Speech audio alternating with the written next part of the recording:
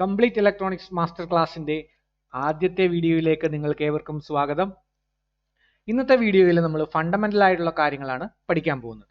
ഈ ഒരു tutorial section തീരുമ്പോഴേക്കും ഇലക്ട്രോണിക്സിനെ പറ്റി ഒന്നും അറിയാത്ത ഏതൊരാൾക്കും അനലോഗ് ഇലക്ട്രോണിക്സിൽ മാസ്റ്റർ ആകാൻ സാധിക്കുന്നതാണ്.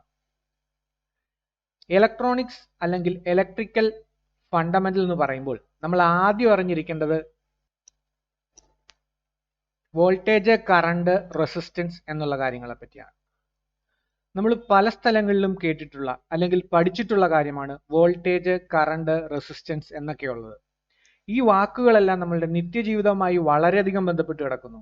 അതായത് ഒരു ബാറ്ററി എന്ന് പറയുന്നത് 1.5 വോൾട്ട് ആണെന്ന് നമുക്കറിയാം. USB എന്ന് പറയുന്നത് 5 വോൾട്ട് ആണെന്ന് നമുക്കറിയാം. അതായത് ഫോണിന്റെ ചാർജർ എന്ന് പറയുന്നത് നമുക്ക് 5 വോൾട്ട് ആണെന്ന് അറിയാം. കാറിൽ ഉപയോഗിക്കുന്ന ബാറ്ററി 12 വോൾട്ട് ആണെന്ന് നമുക്കറിയാം.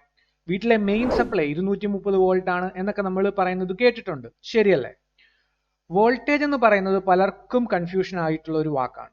കാര്യം എന്താണെന്ന് വെച്ചാൽ ഇത് പല പേരുകളിലായിരിക്കാം നമ്മൾ കേട്ടിട്ടുണ്ടാവുക. അതായത് potential difference, electric field, electric tension എന്നൊക്കെ. യഥാർത്ഥത്തിൽ എന്താണ് ഈ വോൾട്ടേജ്? ഇത് കറണ്ടുമായിട്ട് എങ്ങനെ ബന്ധപ്പെട്ട് കിടക്കുന്നു? ഒരു ബാറ്ററിയിലുള്ള വോൾട്ടേജ് മെഷർ ചെയ്യുന്നത് എങ്ങനെയാണ് എന്നൊക്കെ നിങ്ങൾക്ക് അറിയുമോ? അറിയില്ലെങ്കിൽ നമ്മൾ ഈ വീഡിയോയിലൂടെ പഠിക്കാൻ പോവുകയാണ്. ഇതിനു വേണ്ടിയിട്ട് നമുക്കൊരു എല്ലാവർക്കും മനസ്സിലാവുന്നതിന് വേണ്ടിയിട്ട് നമുക്കൊരു സിമ്പിൾ ആയിട്ടുള്ള ഒരു എക്സാമ്പിൾ അല്ലെങ്കിൽ ഉദാഹരണം നമുക്ക് എടുക്കാം.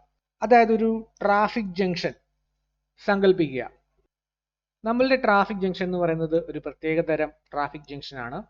നമ്മൾ സാധാരണയായിട്ട് ഒരു സ്ഥലത്ത് നിന്നും മറ്റൊരു സ്ഥലത്തേക്ക് പോകുമ്പോഴാണല്ലോ ട്രാഫിക് ജംഗ്ഷനുകളിലൂടെ അല്ലെങ്കിൽ ആ സിഗ്നലുകളിലൂടെ കടന്നു പോകേണ്ടി വരിക.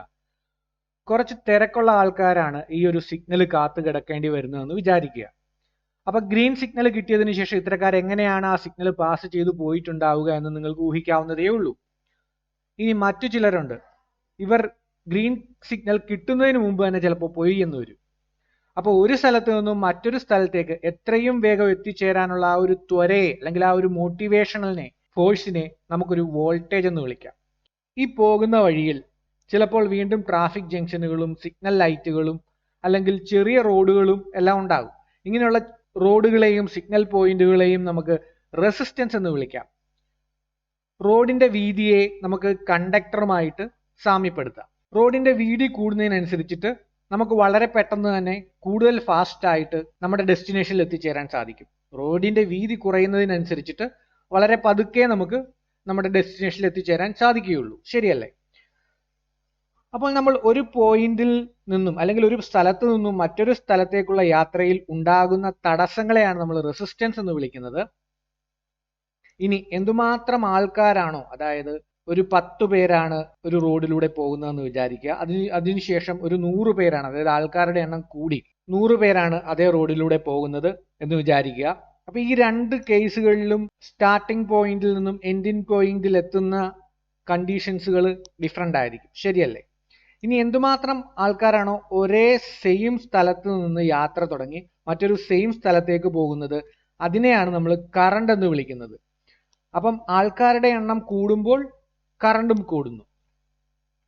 അതായത് 6.25 × 10⁻18 ഇലക്ട്രോൺ അല്ലെങ്കിൽ അത്രയും ആൾക്കാരാണ് ഒരു സെക്കൻഡിൽ ഒരു ട്രാഫിക് ലൈറ്റ് ക്രോസ് ചെയ്യുന്നതെന്നുണ്ടെങ്കിൽ അതിനെ നമുക്ക് 1 ആംപിയർ കറണ്ട് എന്ന് പറയാം. ഇനി ഈ ആൾക്കാർക്ക് പകരം ഇലക്ട്രോണുകളെ സങ്കല്പിച്ച് നോക്കിയാൽ കാര്യം സിമ്പിളായി. ഒരു സ്ഥലത്ത് നിന്നും മറ്റൊരു സ്ഥലത്തേക്ക് ഇലക്ട്രോണുകൾക്ക് മൂവ് ചെയ്യാൻ സഹായിക്കുന്ന മോട്ടിവേഷണൽ ഫോഴ്സ് ആണ് വോൾട്ടേജ് എന്ന് പറയുന്നത്. ഈ മോട്ടിവേഷനെ പ്രതിരോധിക്കുന്ന കാര്യങ്ങളാണ് റെസിസ്റ്റൻസ് എന്ന് പറയുന്നത്.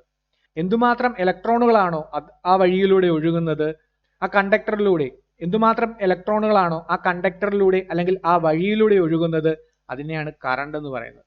നിങ്ങൾക്ക് വ്യക്തമായി മനസ്സിലായി എന്ന് വിശ്വസിക്കുന്നു. ഇനി ഈ 3 കാര്യങ്ങൾ ഉപയോഗിച്ചുകൊണ്ട് നമുക്കൊരു ഇക്വേഷൻസ് മനസ്സിലാക്കാം. ഈ ഇക്വേഷൻ ആണ് ഓംസ് ലോ എന്ന് പറയുന്നത്. ഓംസ് ലോ എന്ന് പറഞ്ഞു കഴിഞ്ഞാൽ voltage is equal to I² R എന്നുള്ള ഇക്വേഷൻ ആണ്.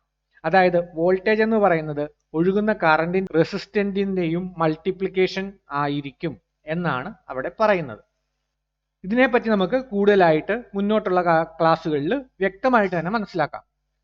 ഒരു ബാറ്ററി എടുക്കുകയാണെന്ന് വിചാരിക്കുക. അതിന് 2 ലീഡ്സ് ഉണ്ടായിരിക്കും, ഒരു പോസിറ്റീവ് ലീഡ്സും ഒരു നെഗറ്റീവ് ലീഡ്സും. ഈ ലീഡ്സുകൾ പരസ്പരം ഡിസ്കണക്റ്റഡ് ആണെങ്കിൽ ഇവിടെ ഇലക്ട്രിസിറ്റി അല്ലെങ്കിൽ ഇലക്ട്രോണുകൾക്ക് കടന്നു പോകാൻ വഴി ഉണ്ടായിരിക്കുകയില്ല. അതുകൊണ്ട് തന്നെ റെസിസ്റ്റൻസ് ഇൻഫിനിറ്റി ആയിരിക്കും. അതിനർത്ഥം അവിടെ കറണ്ട് ഫ്ലോ ഉണ്ടാകുന്നില്ല എന്നാണ്. അതായത് ആരും ആ റോഡിലൂടെ അല്ലെങ്കിൽ ആ ഒരു ട്രാഫിക് സിഗ്നലിലൂടെ കടന്നു പോകുന്നില്ല എന്നാണ് അതിനർത്ഥം. എന്നാൽ ഇവിടെ വോൾട്ടേജ് അല്ലെങ്കിൽ മോട്ടിവേഷൻ വളരെയധികം കൂട്ടുകയാണെന്നുണ്ടെങ്കിൽ ഇലക്ട്രോണുകൾ ഒരു സ്ഥലത്ത് നിന്നും മറ്റൊരു സ്ഥലത്തേക്ക് എയറിനെ ഒരു മാധ്യമമാക്കി അല്ലെങ്കിൽ മീഡിയമാക്കി ചാടിപ്പിടിക്കും. ഉദാഹരണമായിട്ട് കൊതുകിനെ കൊല്ലാൻ ഉപയോഗിക്കുന്ന ഇലക്ട്രിക് ബാറ്റ് നിരീക്ഷിച്ചാൽ നിങ്ങൾക്ക് ഇത് മനസ്സിലാകാവുന്നതാണ്. അതുപോലെ തന്നെ നമ്മൾ ബാറ്ററി ഷോർട്ട് ചെയ്യുകയാണെങ്കിൽ റെസിസ്റ്റൻസ് 0 ആവുകയും അൺലിമിറ്റഡ് ആയിട്ടുള്ള കറണ്ട് ഫ്ലോ ഉണ്ടാവുകയും ചെയ്യും. അതായത് ഇതൊരു വലിയൊരു ആൾക്കൂട്ടം നമ്മളുടെ റോഡിലൂടെ ഇടിച്ചു കുത്തി പോകുന്നത് പോലെ ആയിരിക്കും ഈ ഒരു കറണ്ട് ഫ്ലോ ഉണ്ടായിരിക്കുക. ഇനി നമ്മൾ ലീഡ്സിന്റെ ഇടയിൽ റെസിസ്റ്റൻസ് കണക്ട് ചെയ്യുകയാണെന്ന് വിചാരിക്കുക. അപ്പോൾ നമുക്ക് ഓംസ് ലോ അപ്ലൈ ചെയ്ത് കറണ്ട് കണ്ടുപിടിക്കാൻ സാധിക്കുന്നതാണ്. ഉദാഹരണമായി നമുക്ക് ഈ 1.5 ബാറ്ററി തന്നെ എടുക്കാം. ഇതിൽ 100 ഓം റെസിസ്റ്റൻസ് ആണ് ഉപയോഗിച്ചിരിക്കുന്നത്. അതുകൊണ്ട് തന്നെ ഓംസ് ലോ ഇതിലേക്ക് അപ്ലൈ ചെയ്ത് കഴിഞ്ഞാൽ നമുക്ക് 15 മില്ലി ആംപിയർ ലഭിക്കുന്നതാണ്. നമ്മൾ ഇനി ഇത് പാരലായിട്ട് മറ്റൊരു റെസിസ്റ്റൻസ് കൂടി കണക്ട് ചെയ്ത് കഴിഞ്ഞാൽ എന്ത് സംഭവിക്കുമെന്ന് നോക്കാം. ഇവിടെ ടോട്ടൽ റെസിസ്റ്റൻസ് എന്ന് പറയുന്നത് കുറയുകയാണ് ചെയ്യുന്നത്. ഇവിടെ 2 വഴികളുണ്ട്. അതുകൊണ്ട് തന്നെ ഇലക്ട്രോണുകൾക്ക് സുഗമമായിട്ട് ഈ 2 വഴികളിലൂടെ കടന്നു പോകാം. ഇതിനെയാണ് പാരലൽ കണക്ഷൻ എന്ന് പറയുന്നത്. ഇനി സീരിയൽ കണക്ഷൻ ചെയ്താൽ എന്ത് സംഭവിക്കുമെന്ന് നമുക്ക് നോക്കാം.